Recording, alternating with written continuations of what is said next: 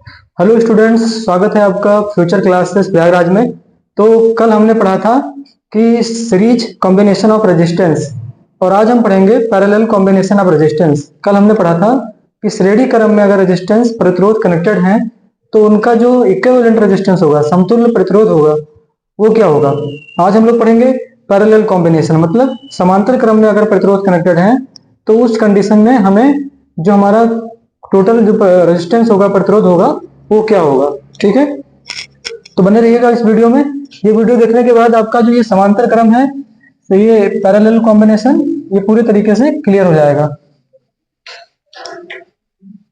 और आप लोग चैनल पे नए हैं तो चैनल को लाइक कर दीजिए, सब्सक्राइब कर दीजिए और अपने दोस्तों के साथ में शेयर कर दीजिए दोस्तों, क्योंकि ये नया चैनल है तो अभी हम लोग स्टार्ट कर रहे हैं और अच्छे से अच्छा इस पे क्वालिटी देने की कोशिश करेंगे। ठीक है, तो पैरेलल कॉम्बिनेशन ऑफ रेजिस्टेंस में क्या होता है कि ये सब कुछ वोल्टेज सप्लाई है और यहाँ पे रेजिस्टेंस कनेक्टेड है। ठीक है, ये रेजिस्टेंस कैसे कनेक्टेड है बेटा, ये पैरेलल में कनेक्टेड है।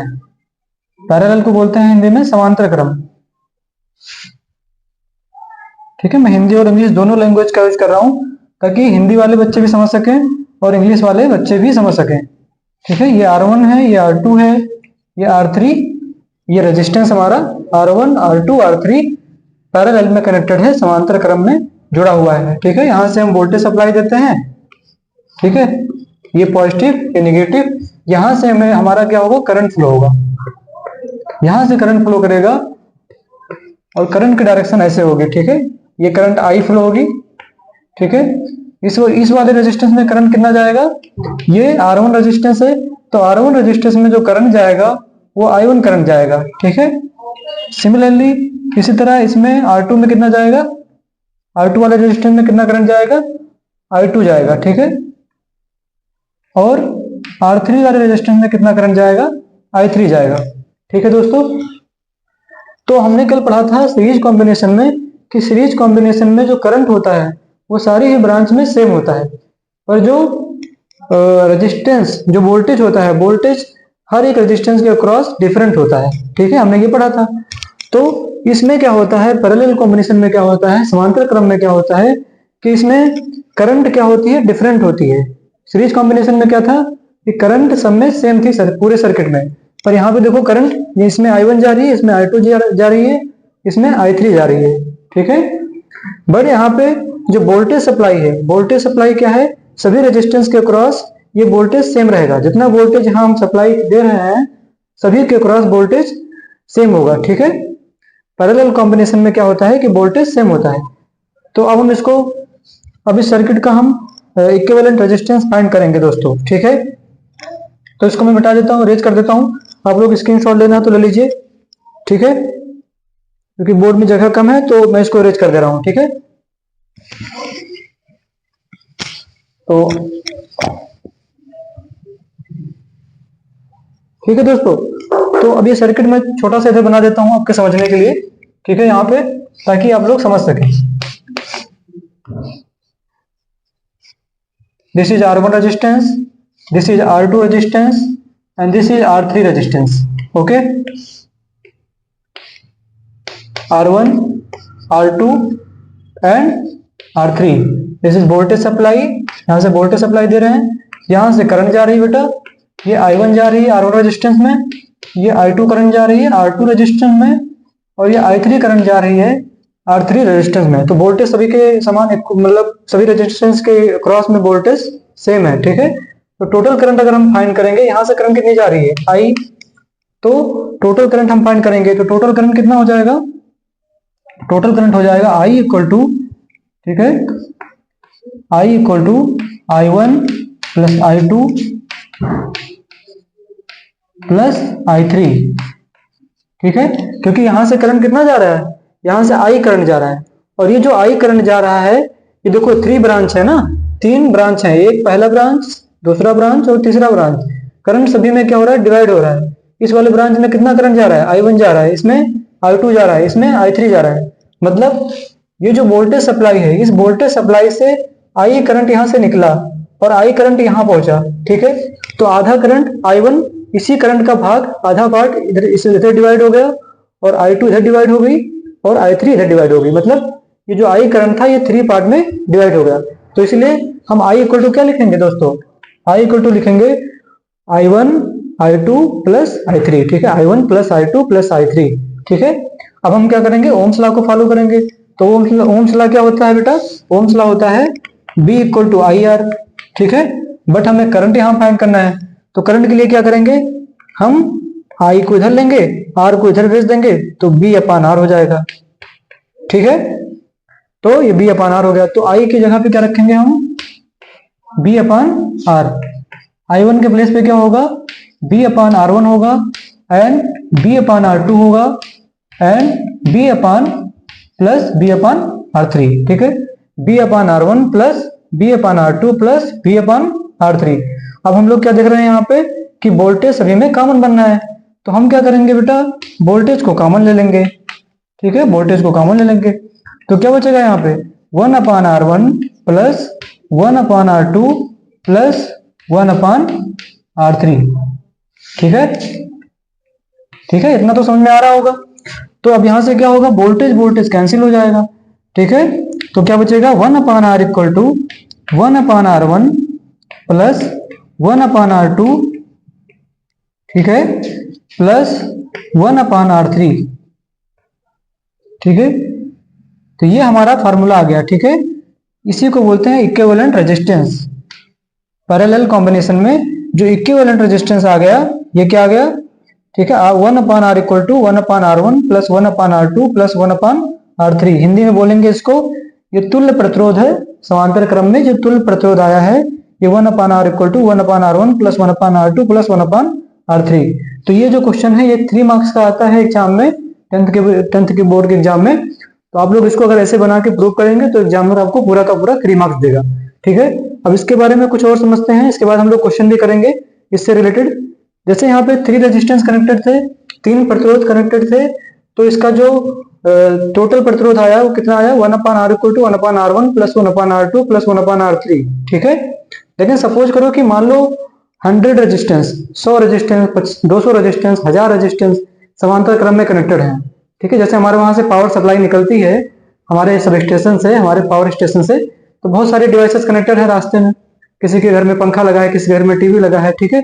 तो उस कंडीशन में अगर हम टोटल रेजिस्टेंस फाइंड करना चाहें, टोटल रेजिस्टेंस, टोटल प्रतिरोध, तो अगर 100-200 दिए हैं तो उस कंडीशन में तो ऐसा फार्मूला लगाएंगे तो बहुत लंबा हो जाएगा। तो उसके लिए एक शॉर्ट फार्मूला है कि अगर, ठीक है, इसको मैं बता रहा हूं, ये सारा आप लोग स्क्रीनशॉट ले लें, नोट कर लें, ठीक है दोस्तों। तो फिर आगे बढ़ते हैं, वीडियो में बने रहिएगा, आप बहुत कुछ सीख के जाएंगे यहाँ से। इस वाले टॉपिक में आपको कोई दिक्कत नहीं आएगी बेटा, अगर इसको आप अच्छे से समझ लेंगे तो। चैनल को छोटा मत देखो, बस ये समझो कि जो आपको क्वालिटी मिल रही है वो अच्छी मिल रही है, ठीक है। तो अगर रेजिस्टेंस कनेक्टेड है, बहुत सारे रेजिस्टेंस समांतर क्रम में पैरेलल कॉम्बिनेशन में बहुत सारे रेजिस्टेंस कनेक्टेड हैं, उस कंडीशन में जो हम फार्मूला लगाएंगे, एक तो हमारा ये फार्मूला हो गया 1 upon R equal to 1 upon R1 plus 1 upon R2 plus 1 upon R3, ठीक है। एक फार्मूला तो अपना ये हो गया।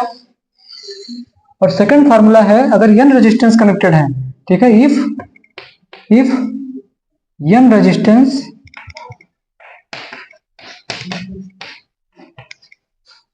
आर कनेक्टेड,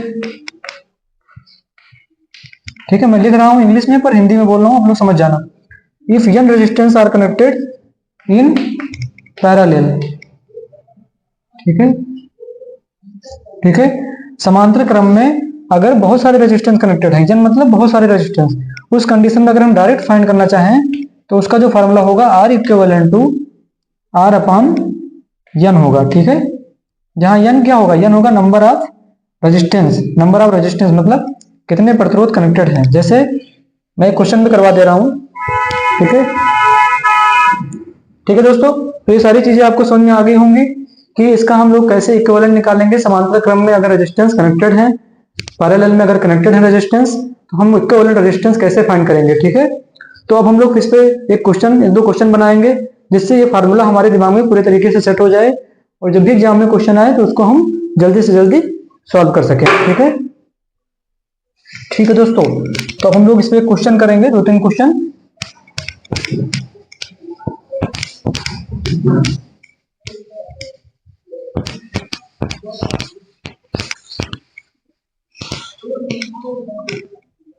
ठीक है, तो जैसे ये एक क्वेश्चन दिया है इसमें, ये सप्लाई है, वोल्टेज सप्लाई, और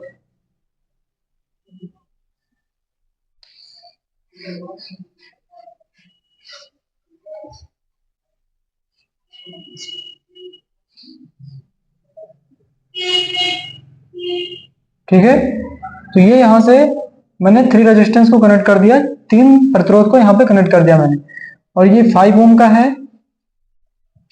सॉरी, रेजिस्टेंस की जो यूनिट होती है वो क्या होती है? रेजिस्टेंस की यूनिट होती है ओम। ठीक है, ये तो पता ही होगा सबको। करंट की यूनिट क्या होती है? एम्पियर होती है। वोल्टेज की क्या होती है? वोल्ट होती है। पावर का क्या होता है? वाट होता है। एनर्जी का क्या होता है? किलो वाट आवर्स होता है। ठीक है, या जूल भी उसको बोलते हैं। ठीक है, तो ये 5 ओम हो जाएगा। ठीक है, ये 10 ओम कनेक्टेड है, और ये 20 ओम है। ठीक है बेटा, 20 ओम दिख रहा है साहब?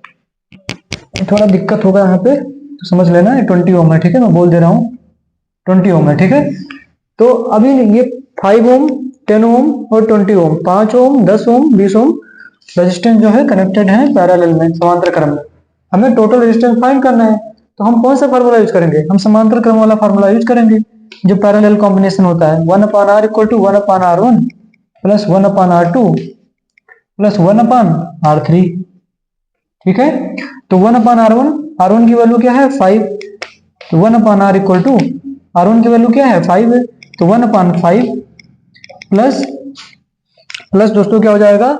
1/10 हो जाएगा, प्लस क्या हो जाएगा? 1/20 हो जाएगा। ठीक है, तो अब हम क्या करेंगे? इसको सॉल्व करेंगे, तो इसका एलसीएम ले लो। एलसीएम कितना बनेगा इसका? इसका एलसीएम कितना बनेगा? इसका एलसीएम बन जाएगा 20। ठीक है, तो 5 4 जा 20, 4 हो जाएगा, 10 2 जा 20, 2 हो जाएगा, और 20 1 जा 20।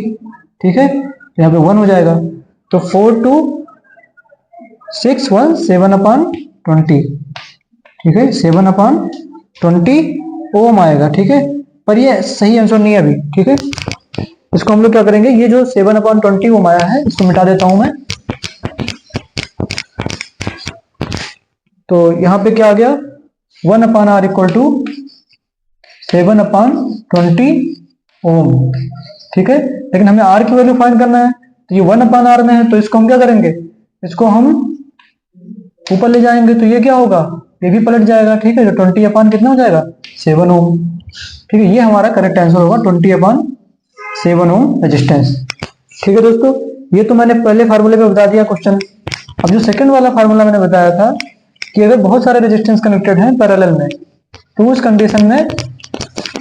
कंडीशन में हम रेजिस्टेंस को कैसे फाइंड करेंगे अगर हमारे बहुत सारे रेजिस्टेंस कनेक्टेड हैं। ठीक है, तो सपोज करो ये क्वेश्चन मैं देता हूं यहाँ पे,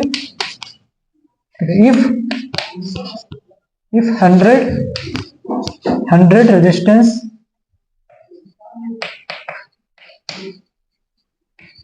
of 50 ohm, ठीक है, 50 ohm are connected in parallel। ठीक है, अगर 100 प्रतिरोध अगर कनेक्ट कर दिए जाएं, 100 प्रतिरोध जोड़ दिए जाएं सर्किट में, और कैसे जोड़ दिए जाएं? समांतर क्रम में जोड़ दिए जाएं, पैरेलल कॉम्बिनेशन में जोड़ दिए जाएं, उस कंडीशन में हम डायरेक्ट कैसे रेजिस्टेंस को फाइंड करेंगे? Total equivalent resistance. तो उसका फार्मूला मैंने क्या बताया था? ठीक है, मैंने बताया था कि R इक्वल टू R/N। तो R कितना है? 100 रेजिस्टेंस ऑफ 50 ओम। 50 ओम, ओम लिखा है ना, तो ओम का मतलब ये क्या? रेजिस्टेंस। तो 50 ओम है, 100 रेजिस्टेंस है। ठीक है, तो ये क्या हो जाएगा? 50/, और ये नंबर ऑफ रेजिस्टेंस कितने हैं? 100 है, 100 है, तो कितना हो जाएगा? 100 हो जाएगा। ठीक है, तो इसको हम कैंसिल कर देंगे, तो 1/2 ओम, या इसको लिख सकते हैं 0.5 ओम। ठीक है, तो R कितना आ जाएगा? 0.5 ओम। ठीक है, ये हमारा आंसर हो गया।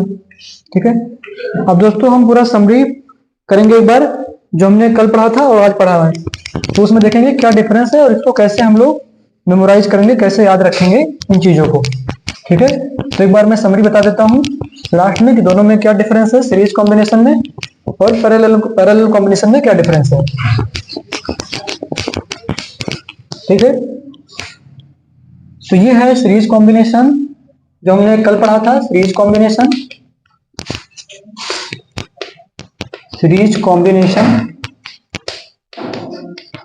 ठीक है, और ये है पैरेलल कॉम्बिनेशन जो मैं आज पढ़ाया हूं। ठीक है, जो आज पढ़ाया हूं पैरेलल कॉम्बिनेशन। ठीक है बेटा, इसको बोलते हैं श्रेणी क्रम। ठीक है, क्या बोलते हैं, श्रेणी क्रम बोलते हैं इसको, हिंदी में इसको श्रेणी क्रम बोलते हैं, और इसको बोलते हैं समांतर क्रम, मतलब पैरेलल कॉम्बिनेशन। ओके, तो अब देखेंगे इसमें बेसिक डिफरेंस क्या है दोनों में। ठीक है, तो इसमें सीरीज कॉम्बिनेशन में क्या होता है कि सीरीज कॉम्बिनेशन में करंट सेम होता है पूरे सर्किट में करंट सेम होता है, हर एक रेजिस्टेंस के क्रॉस करंट क्या होगा, सेम होगा, पर वोल्टेज क्या होगा, डिफरेंट होगा।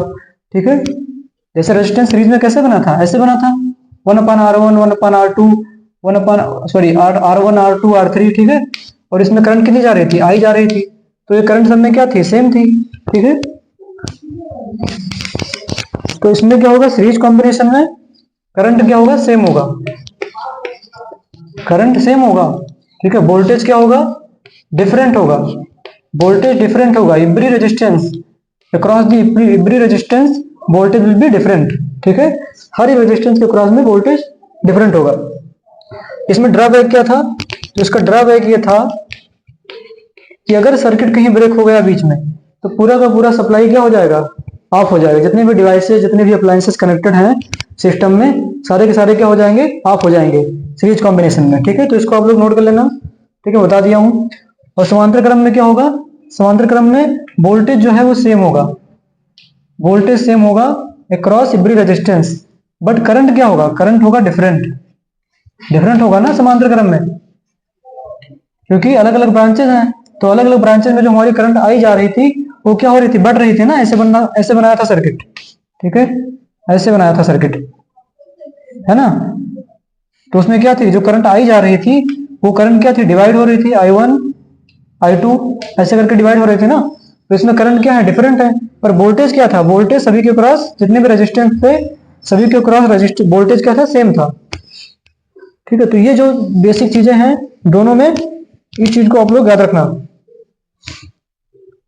ठीक है, पैरेलल कॉम्बिनेशन में क्या है कि ड्रॉबैक इसका क्या है, इसका ड्रॉबैक कुछ नहीं है, इसमें क्या है कि अगर मान लो कोई भी कहीं भी सर्किट ब्रेक हो जाता है तो उस कंडीशन में हमारे जो अदर अप्लायंसेस कनेक्टेड हैं, जो हमारे अदर उपकरण कनेक्टेड हैं सिस्टम में, जैसे हमारे घरों में फैन लगे हैं, बल्ब लगे हैं, तो उस कंडीशन में अगर मान लो कहीं सर्किट ब्रेक हो गया तो उस कंडीशन में हमारा जो अदर अप्लायंसेस है, दूसरा वाला जो करंट लगा हुआ है वो चलता रहेगा। ठीक है, वो उसमें कोई वो डिस्टर्ब नहीं होगा। ठीक है, तो इसमें इन दोनों में ही डिफरेंस था बेसिक। तो हमारा ये टॉपिक कंप्लीट हुआ दोस्तों। अब मैं एक नया टॉपिक लेके आऊंगा फिर आपके लिए फिजिक्स से, जो पूरा कंप्लीट मैं करवाऊंगा टॉपिक।